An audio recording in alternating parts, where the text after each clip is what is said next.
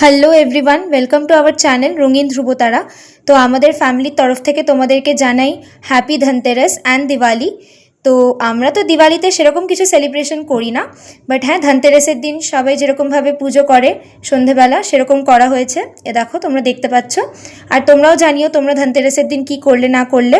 আর আমাদের চ্যানেলে এখন 1000 সাবস্ক্রাইবার্স কমপ্লিট হয়ে গেছে, বাট তোমরা আমাদের কমেডি ভিডিওস, মিনি ভ্লগস, গান, নাচ যা যা আমরা পোস্ট করি, ওকেশনালি যখন ভ্লগও পোস্ট করি, তোমরা সেগুলোতে আরও বেশি বেশি করে ভালোবাসা দিও, যাতে আমাদের চ্যানেলটা আরও তাড়াতাড়ি গ্রো করতে পারে, যাতে আমরা আরও এগিয়ে যেতে পারি। তো এ দেখো ধনতেরাস উপলক্ষে অ্যান্ড দিওয়ালি উপলক্ষে জগদ্ধাত্রী পুজোও আছে। এখানে তো জগদ্ধাত্রী পুজো খুব ধুম হয়, তার জন্য লাইটিং অলরেডি করে দেওয়া হয়েছে। আর এই যে বাড়ির প্রতিটা কোণায় ধনতেরাসের দিন এরকমভাবে প্রদীপ জ্বালানো হয়েছিল। অ্যান্ড নেক্সট যেটা করা হয়েছিল সেটা হচ্ছে যে এই যে এই দেখো দরজায় এই স্টিকারটা এরকমভাবে দেওয়া হয়েছে। এগুলো দেখতে তো এখন ভীষণ সুন্দর লাগে, তাই জন্য এই ডেকোরেশনগুলো করা হয়েছে, ছোটোখাটো কিছু ডেকোরেশন, যাতে বাড়িটা দেখতে আর কি সুন্দর লাগে সেই জন্যই।